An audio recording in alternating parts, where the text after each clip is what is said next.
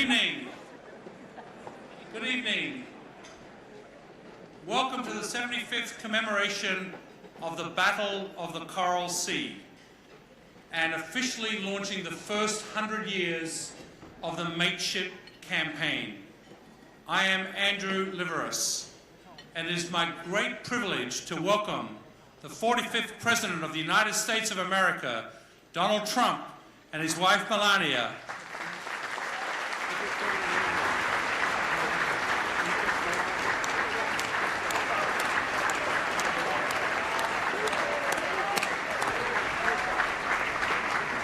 The 29th Prime Minister of Australia, Malcolm Turnbull and Lucy Turnbull.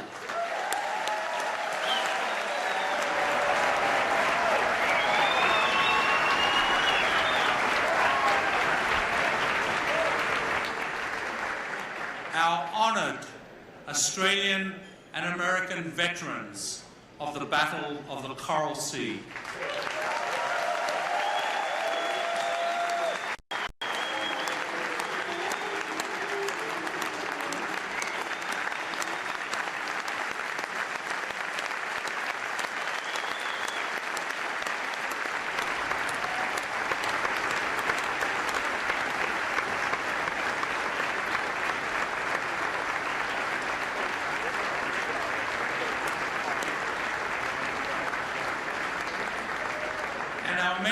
Many distinguished guests, ladies and gentlemen.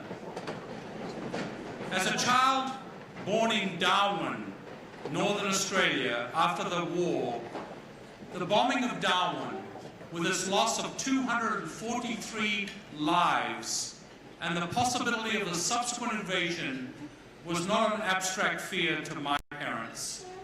They listened to the 5 days of battle in the Coral Sea with deep anxiety, not knowing if their homes and their lives would soon be in peril. Thanks to the heroes gathered here tonight, I was given a peaceful childhood, breathing the air of Australia in freedom.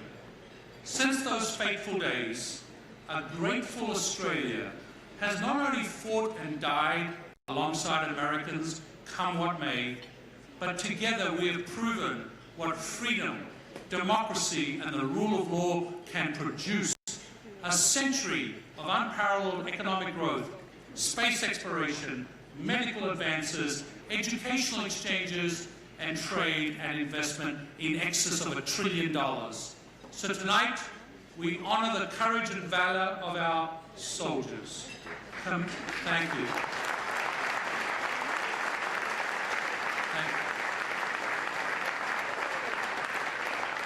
Commemorate the fallen and celebrate their victory and the values they fought and died for.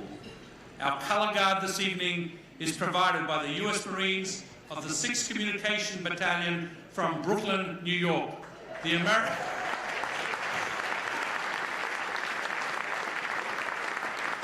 Mr. President, Mr. Prime Minister, this is a great crowd tonight.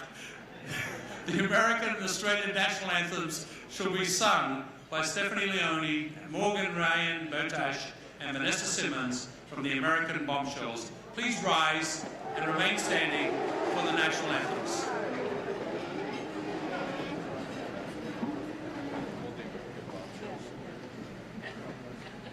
Australians, all let us rejoice, for we are young and free. We've golden soil and wealth for toil. Our home is good by sea. Our land abounds in nature's gifts, of beauty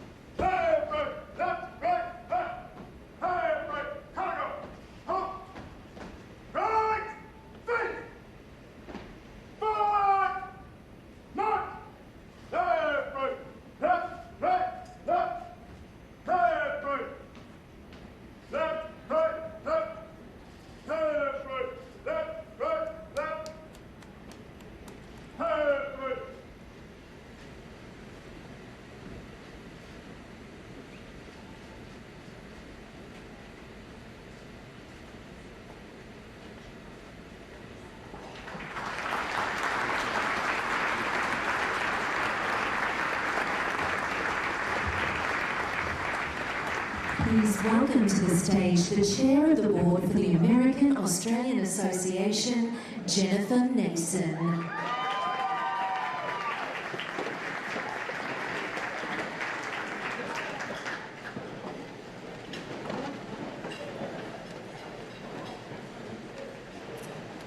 Good evening, everybody. I'm Jennifer Nason, Chairman of the Board of the American Australian Association, and we are just thrilled to have each of you here with us tonight to help honour and commemorate this important and historic anniversary and launch the first 100 years of Mateship campaign. I would like to begin by introducing our special honoured guests, our Australian and American veterans of the Battle of the Coral Sea. Please hold your applause till the end. Norm Tane from HMAS Australia, Gordon Johnson, Bill White, and Derek Holyoke from the HMAS Hobart. John Hancock, Wendell Thrasher, and Roger Spooner from the USS Yorktown. We are also honoured to have a distinguished veteran of the war in the Pacific, Rear Admiral Andrew Robertson, retired.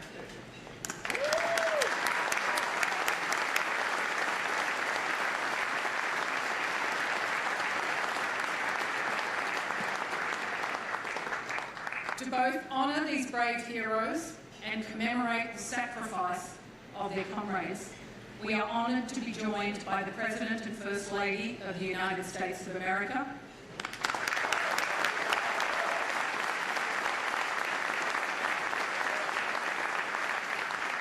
and the Prime Minister of Australia, and Lucy Turnbull.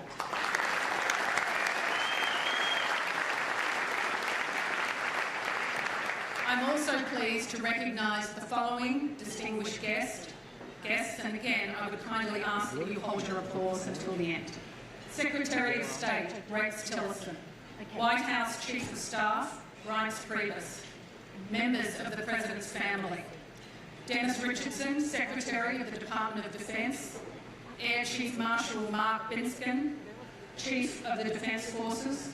The Honourable Joe Hockey, Australia's Ambassador to the United States, former Prime Minister Kevin Rudd, Admiral Harry Harris Jr., Commander PACON, and son of a veteran of the Battle of the Coral Sea, Ambassador Gillian Berg, Ambassador Penny Korth, the Honourable Nick Minchin, Australia's Consul General to New York, Deputy Consul General for Japan, and permanent representatives to the United Nations from Singapore, Fiji, Samoa, Timor-Leste, Vanuatu and Palau. Former US Ambassadors to Australia, Mel Sembler, Jeffrey Bleish and John Berry. Former Australian Ambassadors to the United States, Michael Thorley and Andrew Peacock. Mr Joe Sharp, Deputy Director, American Legion.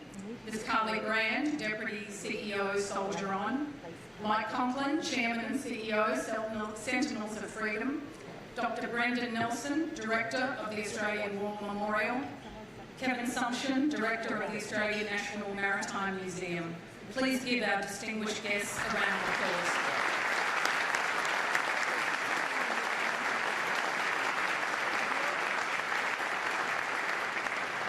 Finally, I would like to recognise our amazing donors who have made tonight possible and whose support will launch tonight the American Australian Veterans Fellowship Fund.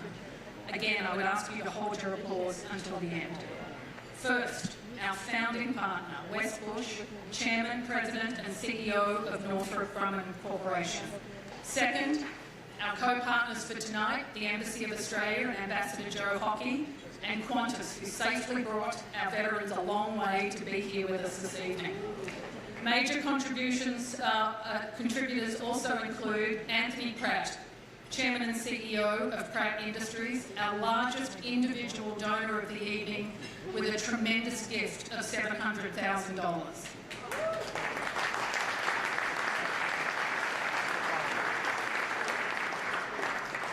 Lindsay Fox, represented tonight by his daughter, the President of the Fox Family Foundation, Lisa Fox. Lindsay is the second largest donor of the evening.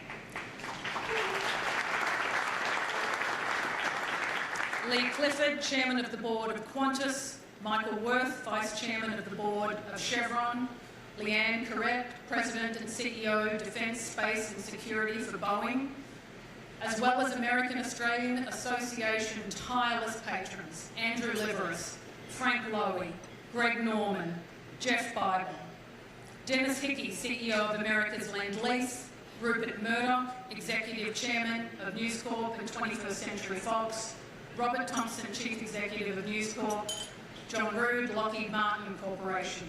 And we are very grateful for the many other companies, all of our generous donors, and of course each of you for your support and time in being with us tonight. And to the very special guests of the evening, John Travolta, Becky Cole, Kelly Pickler and Amber Lawrence, thank you for being here.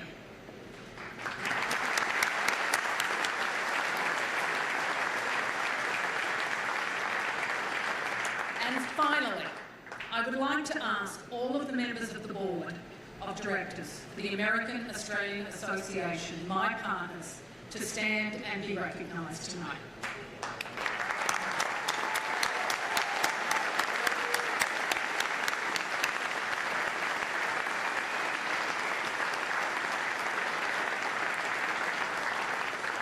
It is now my great pleasure to introduce and welcome to the stage our most generous donor of the evening and a huge supporter of the Association, Mr. Anthony Pratt, Executive Chairman of Pratt Industries.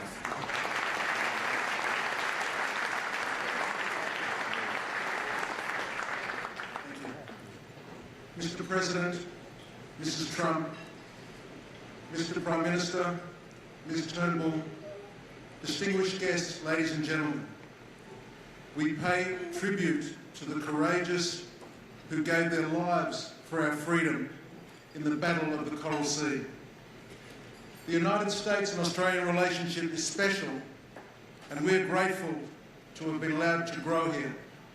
Pratt Industries is the largest Australian employer in America, having invested $2.5 billion to create 7,000 high-paying manufacturing jobs for Americans over the last 30 years.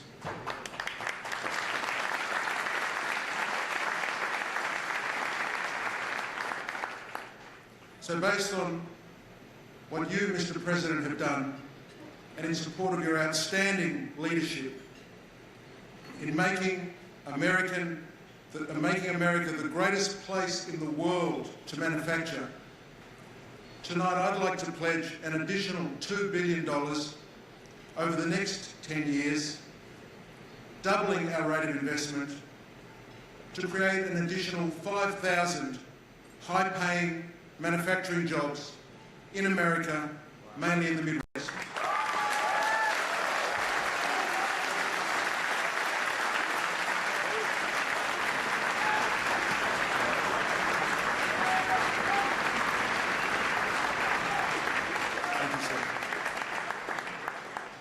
Thank you, sir.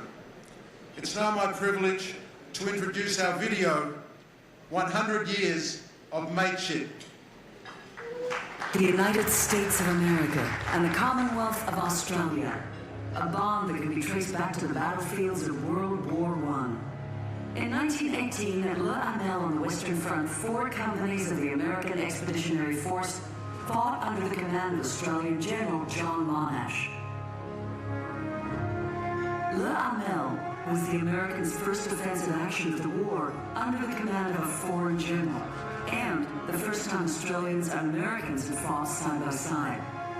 To honor the American troops he was leading, Monash set the date of the battle for the 4th of July, 1918. In the battle, Americans and Australians fought together with distinction. 14 of the Americans who fought at Hamel were awarded British military decorations. The Americans and the Australians trained together before the attack, developing such a bond that Americans were heard to say that, if necessary, they would sooner change uniforms to fight with the Australians than let their new buddies down.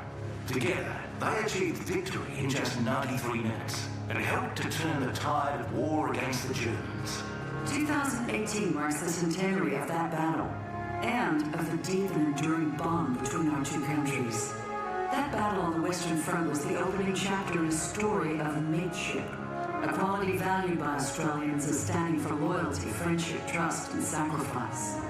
This partnership, based on mutual respect, cooperation, and shared values, has joined the United States and Australia as allies in every major conflict since that day in La Amel. We fought together again in the Second World War when almost 1 million American service personnel passed through Australia, campaigning together on land, sea, and air to final victory in the war in the Pacific. Fighting side by side for shared beliefs, the bond was strengthened in Korea, in Vietnam, in Iraq, and Afghanistan. In every conflict where they met, Australian and American service personnel made lifelong mates. The military alliance endures today. American and Australian armed forces work together in Iraq and Syria to combat the threat of terrorism and are working, exercising and training in each other's countries. The US Marine Corps rotation in Darwin and the large number of Australians currently working across 31 American states are dramatic examples of a relationship that was formalised in 1951 when both nations signed the ANZUS Treaty, which remains the cornerstone of Australia's national security and foreign policy. The treaty pledges each country to come to the support of the other when under attack, and on the 11th of September 2001, Australian Prime Minister John Howard invoked the treaty for the first time. Dear Mr President, the Australian Government and people share the sense of horror experienced by your nation. You can, however, be assured of Australia's resolute solidarity with the American people at this most tragic time. A special mateship may have been forged in war, but it has prospered and grown stronger in peace. A shared love of freedom, democracy, and diversity, a determination to improve, succeed, and innovate. These qualities have seen our countries grow together. From our leaders to our students, for decades, Americans and Australians have crossed the ocean to each other's shores, sharing knowledge and passion. We are scientists and researchers. We work together to reach the moon and out to the stars. We are pioneers, explorers and innovators. We are artists and creators. We are sporting fans and sporting rivals. We are investors and important trading partners. The US-Australia Free Trade Agreement that came into force over 10 years ago has doubled US exports to Australia, and American investment down under has helped Australia become one of the largest exporters into Asia. The tourism exchange between Australia and the United States helps build a strong human bridge that makes mateship real nearly 100 years after La Amel. From the Western Front in France to the first steps on the moon, this mateship reflects our shared optimism and our common vision of a bright future. This mateship, forged on the battlefield 100 years ago, has built an unbreakable foundation. On that foundation, we will build a bond of friendship for the next 100 years. We are mates.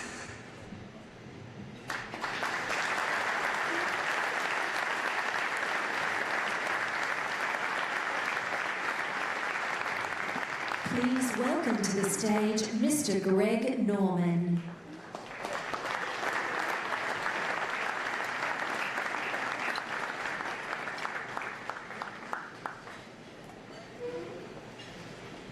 Mr. President, you might have to give me strokes this time, okay?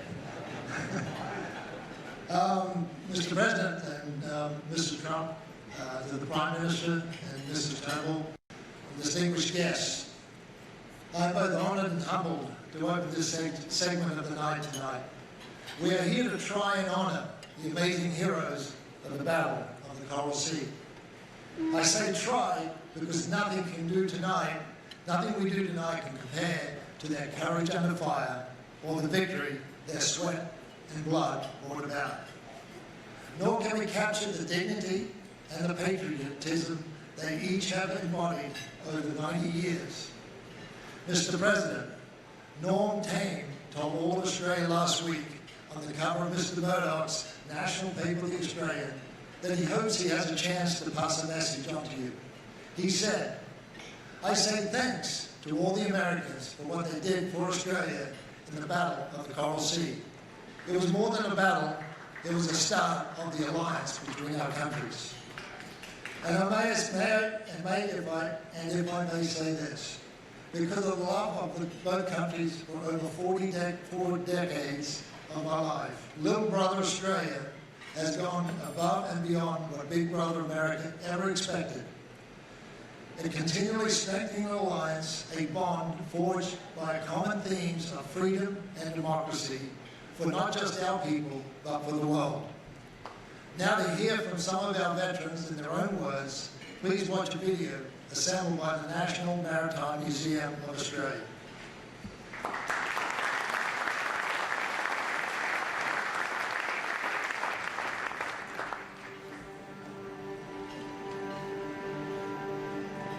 We saw this great armada, the Lexington, cruisers and destroyers. It was such a sight to see. On the 7th, Fletcher detached the Chicago, Hobart, Australia, and 3 American destroyers sailed towards the Jomard Passage and cut off the course of invasion fleet. Japanese aircraft sighted us, and so we had 2 very sharp air attacks, one with a dozen torpedo bombers, and that was a bit hairy. And the American aircraft coming back, and they were doing their landing loops, and they passed over our ship, and you can see bullet holes and parts of their wings, parts of their fuselage shot away. I got to know one of the young sailors on board the Salt Lake City, and then, "Oh, would you like an ice cream?" So we raced up and we had ice cream. Lots of articles about the Coral Sea. I just wondered out whether it's faded into the minds of the current generation.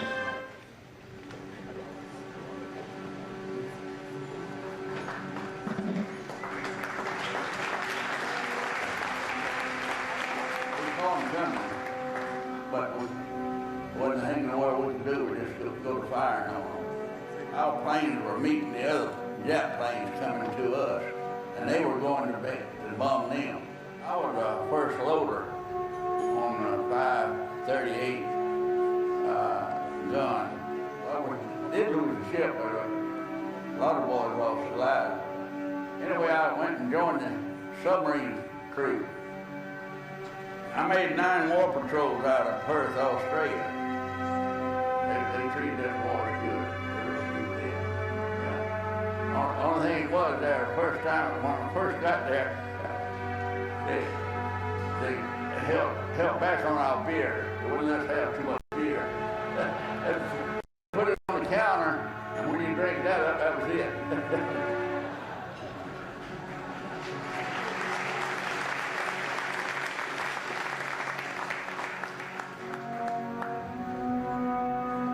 And I had an interest in wireless.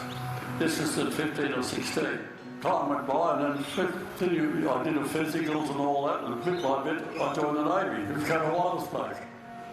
Well, normally, I was stationed in the second wireless office, at action stations or dawn and dusk action. In fact, I didn't know where the Coral Sea was. The carriers were in one group, the cruisers, Australia, Hobart and Chicago, with a couple of destroyers down towards the Jomard Passage to block any warships coming in. In the end, it reflected it was absolutely important. The fact that the Japs would have sailed happily into Port Moresby, nothing to stop them, and bombed at will in Northern Territory, Queensland, and could have established any sort of naval base there.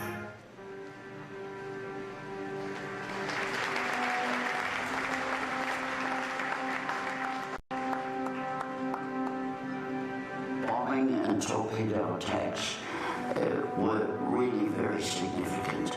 Australia, for example, at Chicago, were combing torpedo tracks. They weren't hit, but they were damn lucky.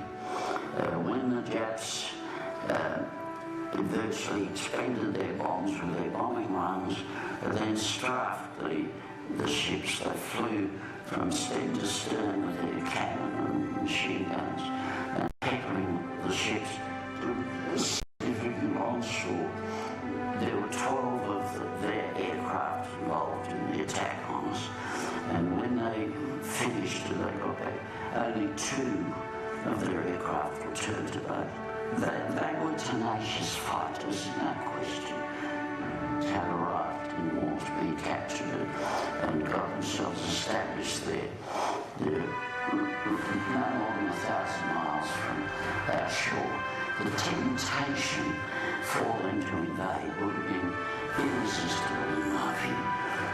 If we didn't have American support, our position would be pretty precarious. We'd have an American would come across to our ship and we would send one of ours to their flagship or one of the senders. They lived in our nests as same as we, those who went to their ships, did the same. Amazing sailors used to be interested in was getting hold of American cigarettes, Chesterfield or Lucky Strikes.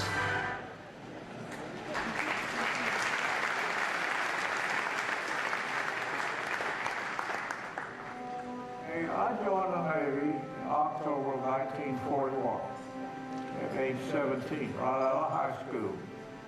And when we left Pearl Harbor to go to the Coral Sea, we were underway at sea for 104 days, which was a record that was not broken until the Gulf War.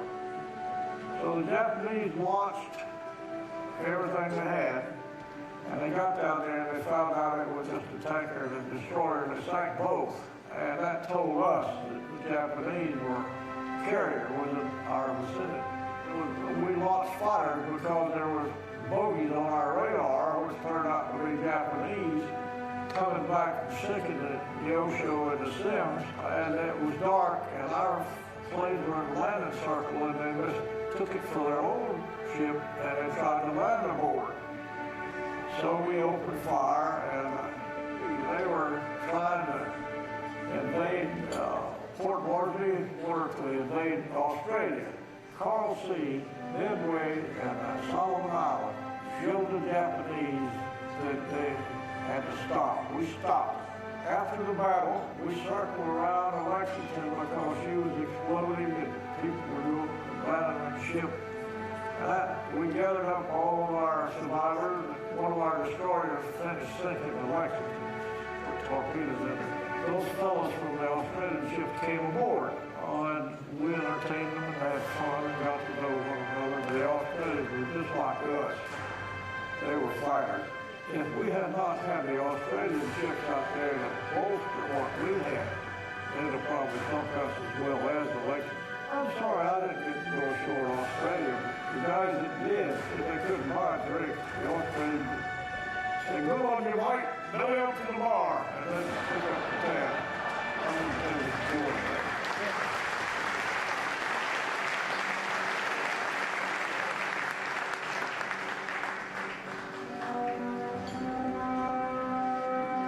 Patrolling in the Coral Sea, and got that way, it was really referred to it as the 48 Paddle. When we got the news that happened at Pearl Harbor, Bill Kyle, who was, we were on watch together, he said they got a big navy. That's what we wanted, and they got a lot of aircraft carriers. This was the biggest fleet of American ships I saw. The Japanese came over and they attacked very hot, very hot. Especially when you had the anti-flash gear on. After the battle, the 4-inch guns on the Australia were twin-mounted anti-aircraft guns, and the barrels were burned out. It was the first naval battle that was ever fought without the enemy ships sighting one another, and where we met the first Americans. And they were pretty fine sort of boats.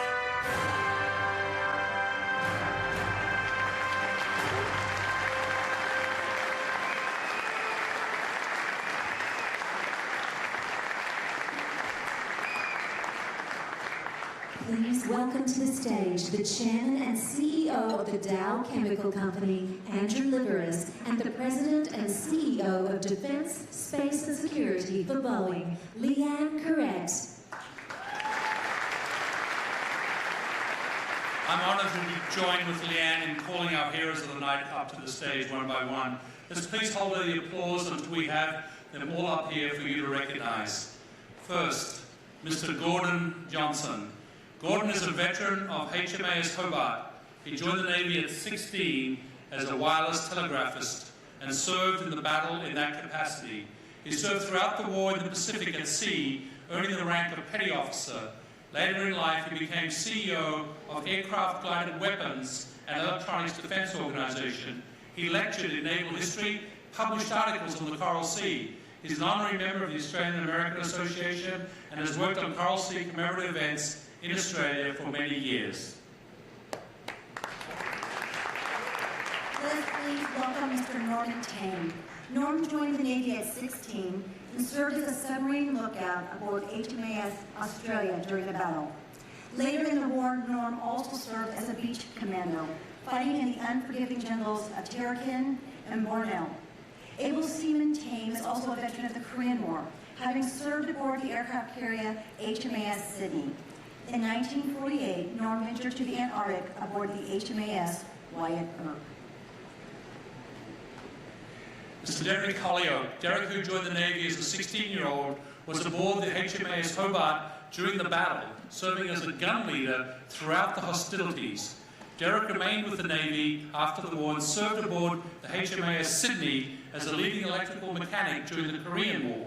He went on to become a trade training teacher for the Victorian Department of Education and now lives in Queanbeyan, where he is an amateur ham radio operator and a volunteer at the Australian War Memorial and a regular motorcycle rider around Canberra. Let us welcome to the stage Mr. Bill White.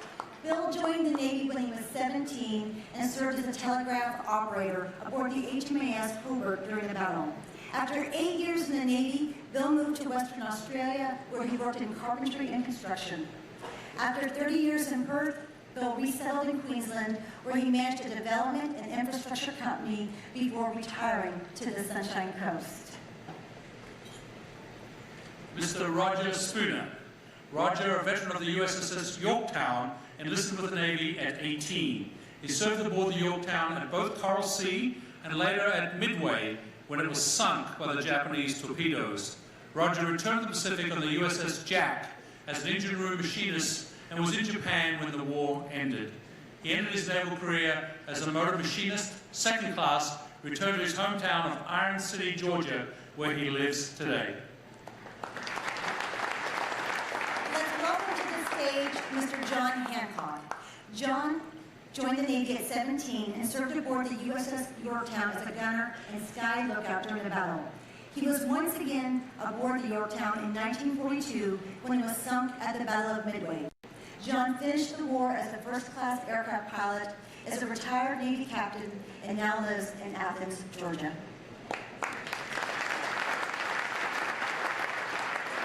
Mr. Wendell Thrasher. Wendell enlisted in the Navy at 17, was a crew member aboard the USS Yorktown at both Coral Sea and Midway.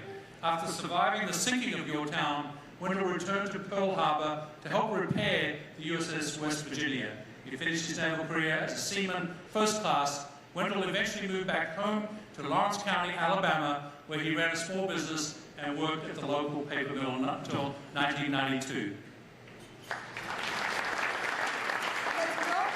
Stage, Mr. Andrew Robertson. Andrew was a cadet midshipman and served aboard the MAS Australia for much of the Pacific campaign. He was awarded the King's Medal in 1942. Andrew is also a veteran of the Korean and Vietnam Wars, ascending to the rank of Rear Admiral in the process. After a distinguished career with the Navy both at home and at sea, Andrew retired in 1982 and has served as the Federal Vice President of the Navy League of Australia ever since.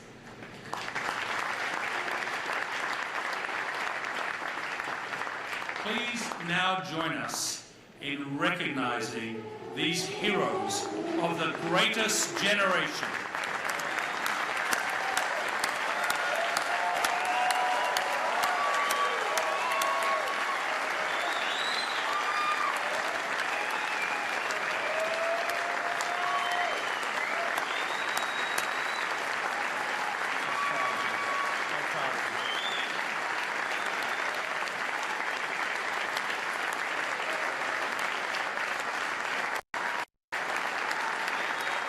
Thank you. Thank you, ladies and gentlemen. Thank you.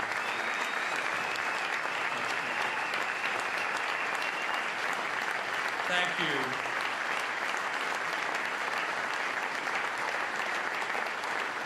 Thank you. Ladies and gentlemen, you will note that the table here in front is set, and yet it's empty.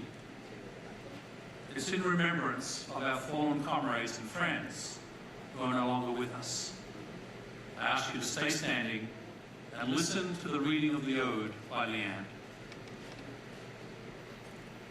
They shall not grow old as we that are left grow old.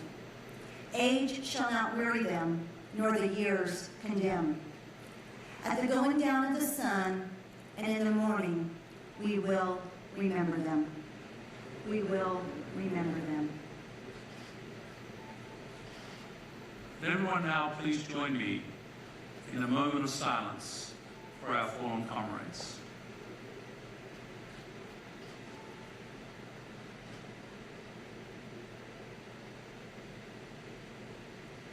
Thank you. Please take your seats.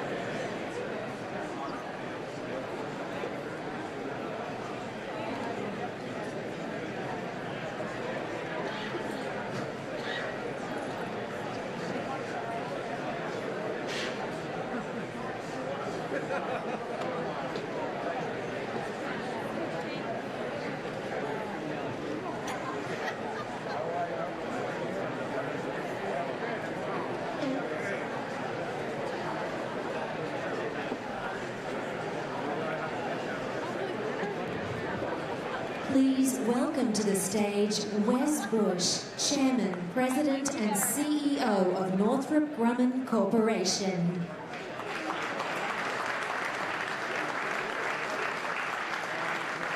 Good evening, everyone.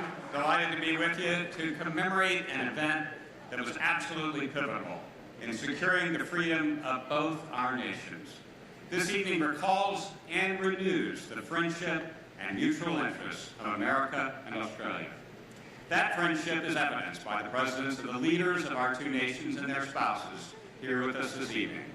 Mr. President, Mr. Trump, Prime Minister, and Mrs. Turnbull, it is a pleasure and an honor for you to be here with us for this very special occasion.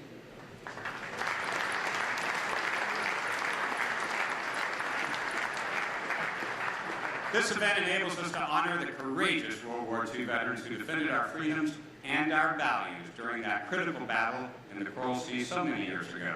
We owe them a debt of gratitude that we can never repay. I have experienced the depth of the partnership between our nations on a very personal level. My wife, Natalie, and I lived in Australia the very first year that we were married. I was a young engineer, and Natalie, just out of nursing school, worked as a nurse for the government of the Northern Territory. The friendship and our partnership between our nations was evident to us then, just as is evident here tonight. The American Australian Veterans Scholarship Fund that we launched tonight is a fitting way to honor a legacy and a future built on mateship. It is now my particular pleasure to introduce to you the Honourable Malcolm Turnbull, Prime Minister of the Commonwealth of Australia. Prime Minister Turnbull is the 29th Prime Minister of Australia.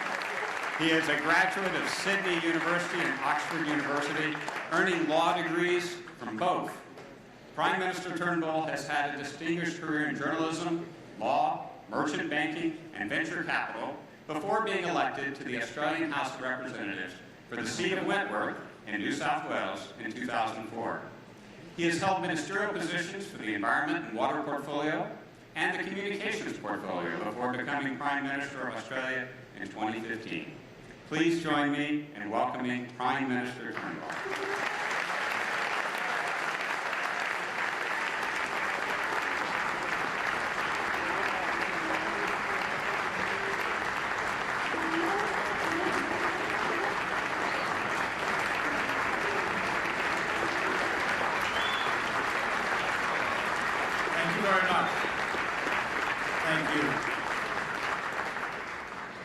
And thank you, Mr. President and Mr. Trump, for your very warm family welcome to New York. Lucy and I are honoured to be here. It's always wonderful to be back in the city. And it's wonderful to meet your family, to be here with our son and our son-in-law. It has been a great evening. Thank you so much, and well done. Congratulations. It's always good to win a vote in the Congress, or the Parliament, as we call it. And I got to say, it's always reasonably satisfying to win a vote when people predict you're not going to win it too. So keep at it. It's great, and well done, Mr. President. There are so many distinguished guests here tonight. I want to thank you all so much for joining us in such a great cause. But there are none more distinguished than the veterans of the Battle of the Coral Sea.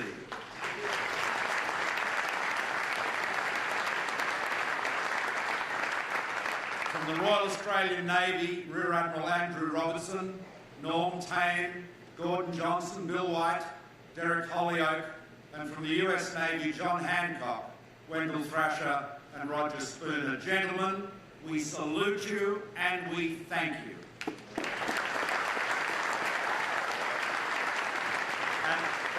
And I have to say, you're all in great shape. You're all in great shape. And earlier this week in Townsville, we thanked and welcomed Cecil Wiswell, 93 years young, who served on the USS Lexington as a 17-year-old. Now, 75 years ago, the Japanese advance seemed unstoppable. Their infamous surprise attack on Pearl Harbor had sunk or disabled much of the United States Pacific Fleet, with the notable exception of the carriers. The impregnable fortress of Singapore had fallen. The Royal Navy's battleship Prince of Wales, the battle cruiser Repulse, had been sunk by Japanese bombers off the coast of Malaya. HMAS Perth, USS Houston had been sunk off Java, as had the carrier, USS Langley. Most of Australia's army was either fighting in the Middle East or were prisoners of the Japanese.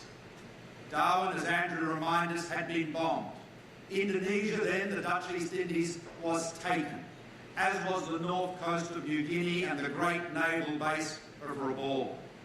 And Japan's next inexorable advance was to seize Port Moresby in New Guinea, from which it would isolate Australia, take us out of the war, to be invaded as and when it suited the convenience of the new masters of the Pacific, and in so doing, deprive the United States of the forward base from which to mount its counterattack. These were dark days indeed. But then, as so often today, it was signals intelligence that cut through the darkness. From Melbourne, American and Australian code breakers revealed the Japanese plans to the Pacific Commander, Admiral Nimitz. Nimitz sent two carrier task forces, led by the USS Lexington and the USS Yorktown, into the Coral Sea. They were joined by another task force led by the Australian cruisers, HMAS Australia, HMAS Hobart, and the United States ship Chicago. For the first time, Australian ships were under the overall command of the United States Commander, Rear Admiral Fletcher. And within Task Force 44 itself, Australian Rear Admiral John Grace commanded American ships. Unity of purpose, unity of command, shared and collaborative signals intelligence, the Battle of the Coral Sea took to the water and to the sky. The mateship that had fought and won the Battle of Hamel 99 years ago.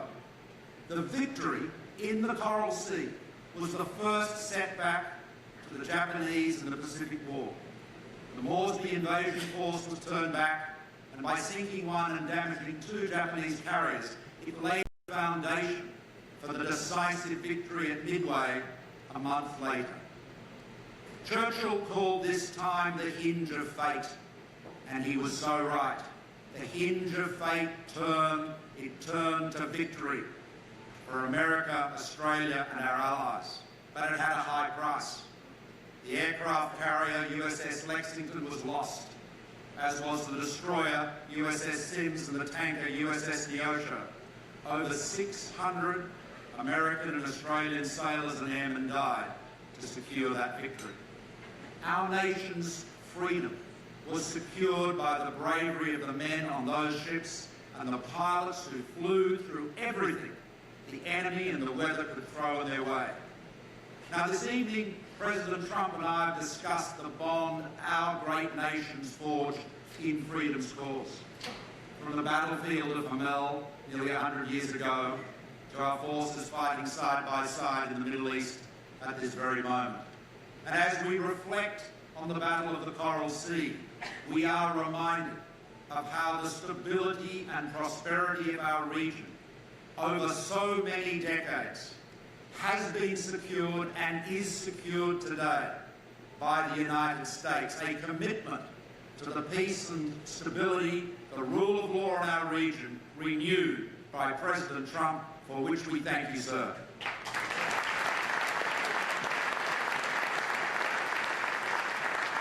Now, each of our great nations defines its national identity not by race or religion or ethnicity, as so many others do, but by a commitment to shared political values, as timeless as they are inclusive: freedom, democracy, and the rule of law. Shared values, a shared destiny, fiercely competitive. We always want to win, but we know we are always more assured of winning when we are fighting together. We are confident and we trust each other. That is why the United States is the largest foreign investor in Australia, and the United States is our largest overseas investment destination, as we've heard from Anthony, about to become even larger. And this relationship is built on the work of millions of Australians and Americans, many of whom are here with us tonight, creating thousands of jobs in the USA and in Australia.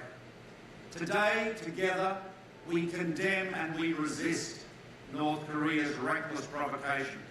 We fight together in Iraq and Afghanistan to defeat and to destroy the terrorists who threaten our way of life.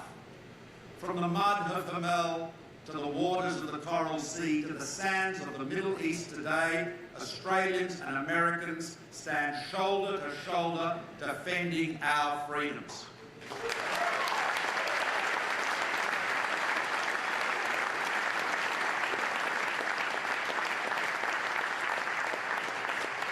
Recently, I travelled to Baghdad and Kabul to visit our troops and to commemorate Anzac Day.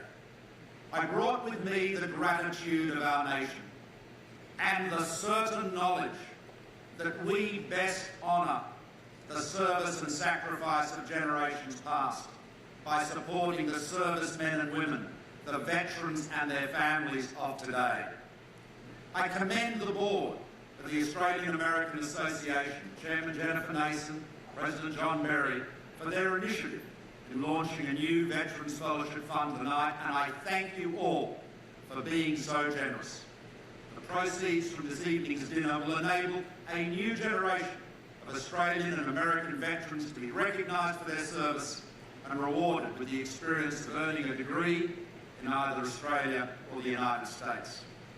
We thank all those Australians and Americans who served, and remember the more than 600 who died in the Battle of the Coral Sea.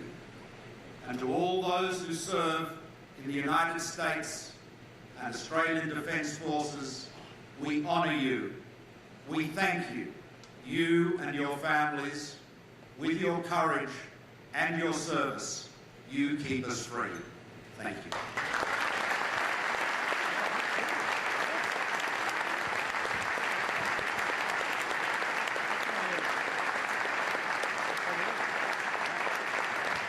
Please welcome to the stage the Executive Chairman of News Corp and 21st Century Fox, Mr. Rupert Murdoch.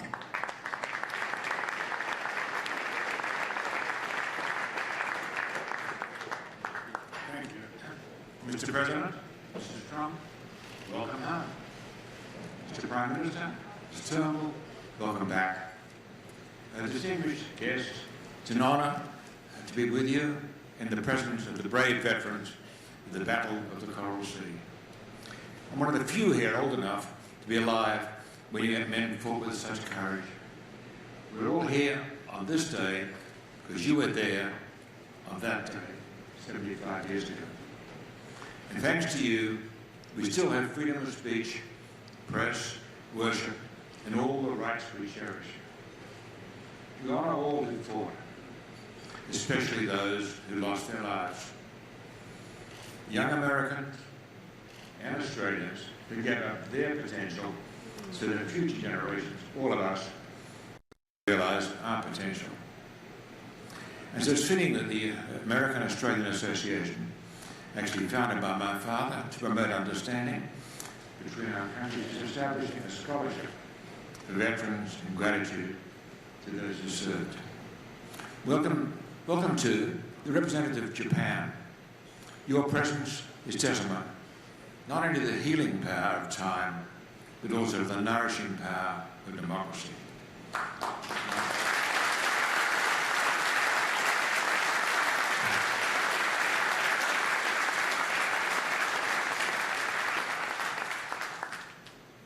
These are dangerous times, and we must be, as this great carrier is called, intrepid. As to say, fearless and bold. In our resolve to advance the frontiers of freedom and the defence of our nation's shores. We must also be bold and unafraid to think differently in dealing with the challenges we face.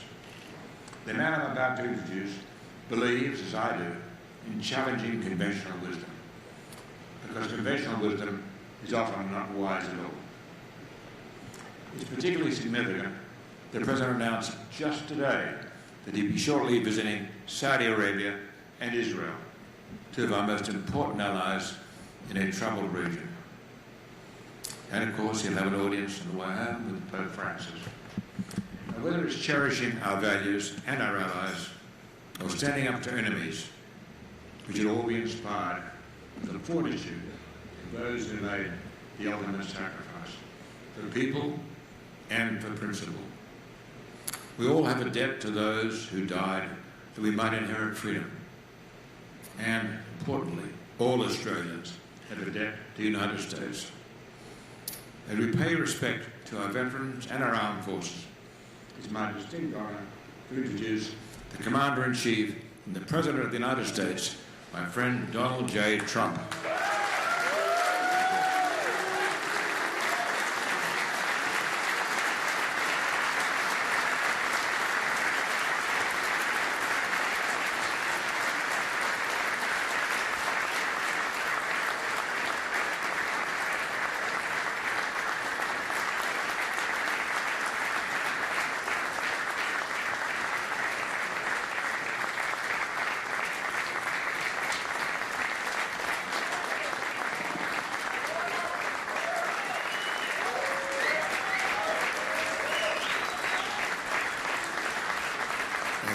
Thank you so much. Great honor. And thank you to my very good friend, Rupert Murdoch. There's only one Rupert, that we know. But for helping to keep this history alive, and he's been working on this for a long time. He loves Australia. And for the next generation. And thanks also to the legendary, talented golfer, Greg Norman. I used to think I was a great player, and then I played with Greg one time, and I said, well, I'm not going to play golf for a living. He saved me a lot of time, I'll tell you that. And thank you to everyone here tonight for helping us to honor and remember those very brave souls who answered the call of freedom. Also to Anthony Pratt, who just pledged $2 billion. And that's peanuts for Anthony, if you know Anthony. Come on, Anthony, you can do better than that. Thank you. Thank you very much, Anthony. That's beautiful. It's really a special privilege to be back on the Intrepid and to address both American and Australian heroes. Melania and I are thrilled to be joined by a very, very special Prime Minister and his wonderful wife, Lucy, who I've just gotten to know. And, you know, they said we had a rough phone call. We really didn't have a rough phone call, did we? Everyone was talking about this phone call. The media was saying, what do you think about the phone call? You didn't really hang up. No, we had actually a very nice call, right? Good. Now the record is straight. All of those people back there. Thank goodness. It's true. We had a very nice phone call. A little testy. Got a little bit testy, but that's okay. We've had a very good relationship, and I'm very proud of the relationship. Thank you very much, Malcolm. The Prime Minister and I have just finished a productive discussion about the interests of our two countries. Together, we discussed crucial issues ranging from national security to trade, to immigration and enhanced economic cooperation.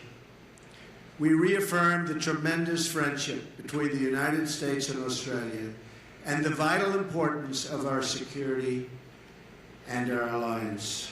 The armed forces of our two nations are operating side by side almost every day, fighting to defeat ISIS and the scourge of terrorism. And we will eradicate terrorism.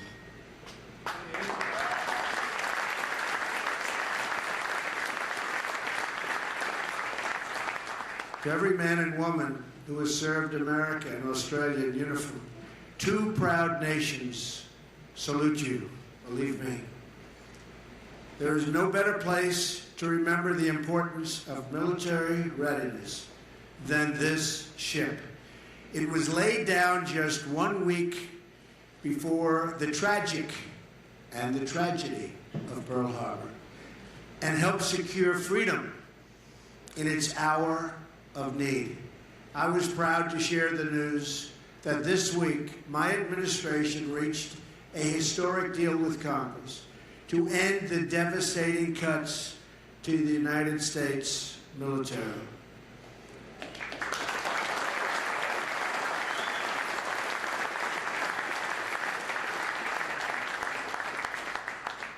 I don't know what they were thinking when they started cutting, but we got it all coming back in big league, believe me. Coming back fast, ordering lots of planes, lots of ships, lots of jobs too, by the way. We will add more than $25 billion for national defense in a short period of time, and we will ensure that our service members have the equipment, tools, training, and resources that they need and that they so richly deserve.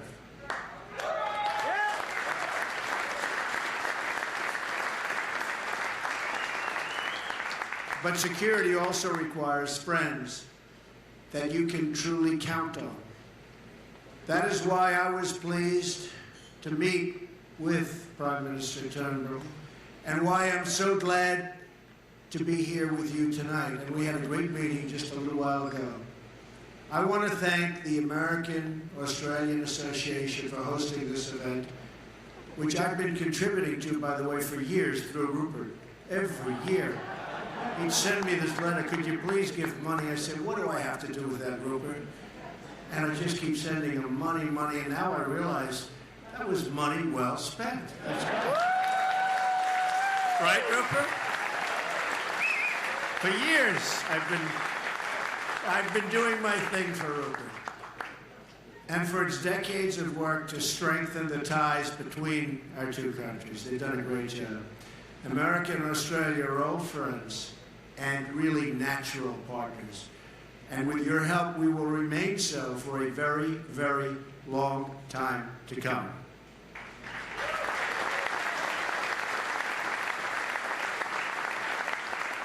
Our two nations were born as the rebellious children of the same parent. It's a very interesting statement. I've heard that before, too, about people. And for nearly a century, Americans and Australians have fought together, bled together, and died together as brothers and sisters.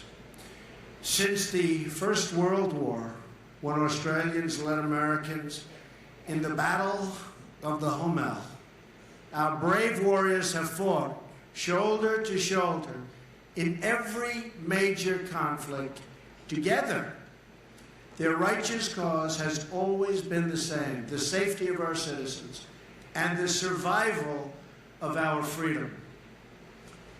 From the beaches of Normandy, a vicious, vicious fight, to the jungles of Vietnam and the desert landscapes of the Middle East, lots of progress, believe it or not, after all these years, is being made. Americans have had no better friends than the Australians. I mean that.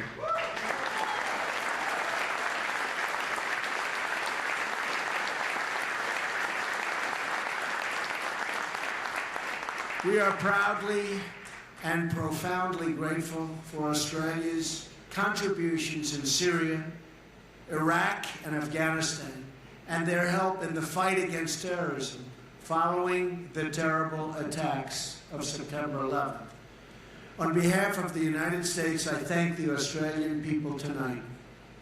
Believe me, I have so many friends here from this country, and we love Australia, all of us. We really love Australia. Thank you very much.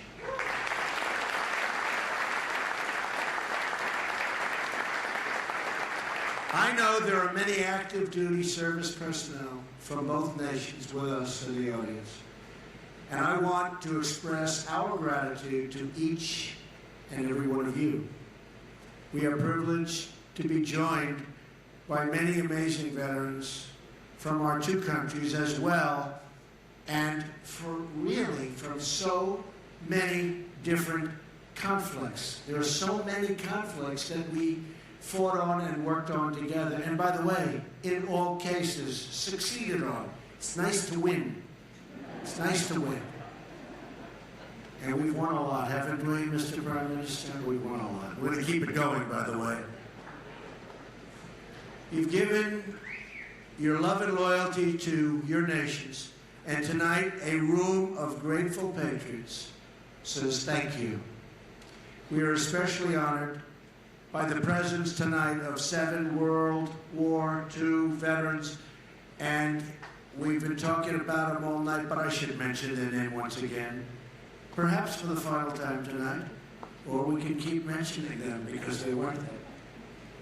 And their names again: John Hancock, Derek Holyoke, Gordon Johnson, Norm Tane, Wendell Thrasher, Roger Spooner, and Bill White. Great, great people. Great.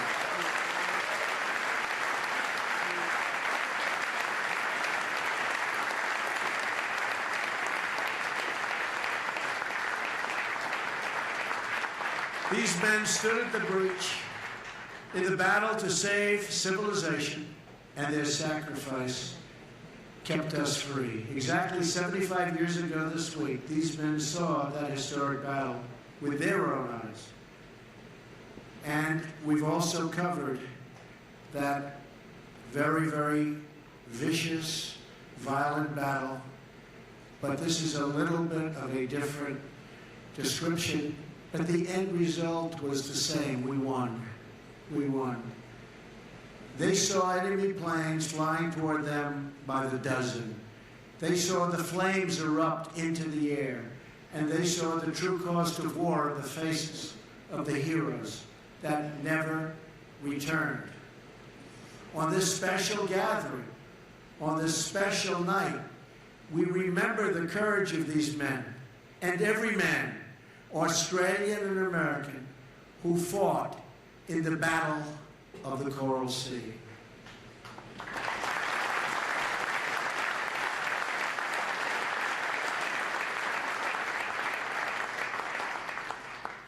The count of the dead goes on, and the number of wounded do not even begin to describe the toughness of the fight and their incredible sacrifice. But perhaps in the story of just one man, we can hope to get a small glimpse of its measure. It is the story of Lieutenant Jack Powers, a Navy flyer He grew up just miles from here in a modest apartment in Washington Heights, right up the road. He then went on to the United States Naval Academy, incredible place. There, his roommate said of Jack, never trust him to respect conventionalities, because he wasn't a conventional person, to put it mildly. He's a hilarious rebel and his own man. You like him and really like him a lot. But you know what? He's just a different kind of a guy. In other words, he was a New Yorker.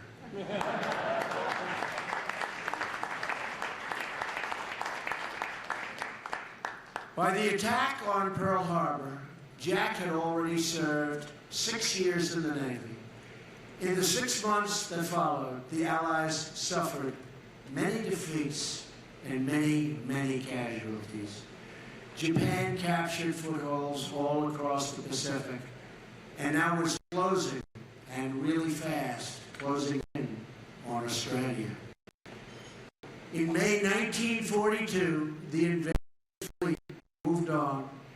Port Moresby, the vital base just a few hundred miles from Australian shores.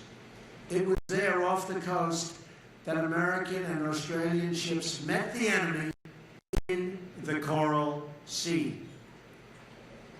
On the morning of May 7th, Jack Powers launched his dauntless dive bomber from the depth and deck of the Yorktown. He was some flyer, I can tell you that, some great flyer. Soon, he dived straight at an enemy carrier and dropped his bomb so low, he was almost caught in the blast, and he was badly hurt.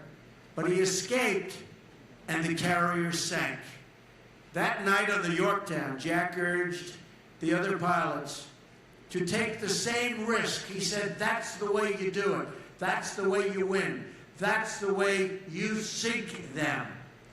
Whatever the cost, even if it costs you your lives, that's the way you sink the ship. The next morning, he pressed his point again. Remember, he said, the folks back home are counting on us. I'm going to get a hit if I have to lay it down right next to that flight deck. In their courage, they turned the tide of the Pacific War. They had tremendous success. They were knocking out ship after ship. That day, Jack flew his plane to another carrier, straight into a hail of oncoming lead and fire, to land a devastating blow on its deck. Seconds later, the colossal blast, the one Jack was talking about, and saying we have to take the risk, engulfed his plane, and Jack was gone. He was dead. He was brave. Or what a job he did. Sometime before Jack died, he sent a wire home to his father in New York. It read, Dear Dad, 1,000 miles away doesn't make any difference. Your bad son is thinking of you, hoping that he is worthy of being called a chip off the old block. His father was a tough cookie also. Now it is we who are thinking of Jack and all those brave souls who fought alongside of him with that incredible form of attack, and especially those who found their final resting place beneath the waters where they waged that greatest of battles. They lost their lives in the fires of war, but gained immortality through their sacrifice. And now, 75 years later, we hope that we are worthy of their deeds in the beautiful, beautiful Coral Sea. We hope to be worthy of the sacrifices made by every service member who has fought in our name, past and present. The men who fought the Second World War saw terrible things, horrible things, deathly things. but they also witnessed spectacular valor and bravery. And from the wreckage of that horrible war, they rebuilt their nations and launched civilization to new heights. They knew that together, free people can achieve extraordinary things, and that one hero can make all of the difference in the world. In those Pacific waters, we forged iron bonds between our two countries. Few peoples in the world share ties in history, affection, and culture like the Americans and the Australians. Few, believe me.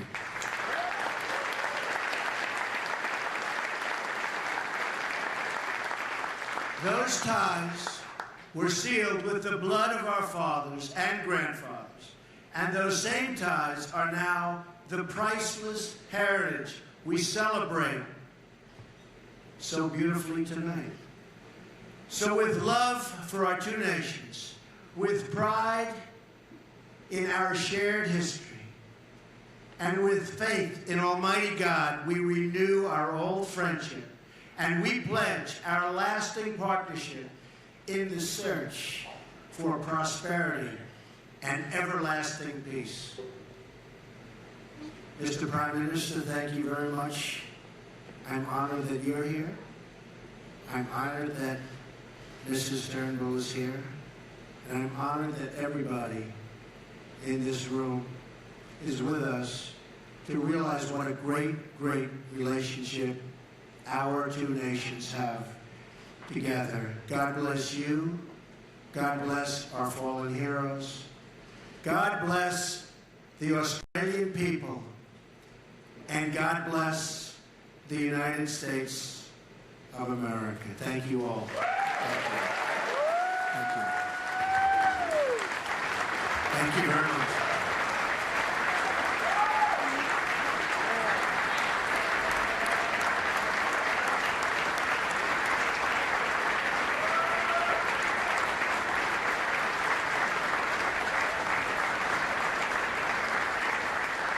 Please welcome to the stage Vice Chairman of the Board for Chevron, Michael Worth.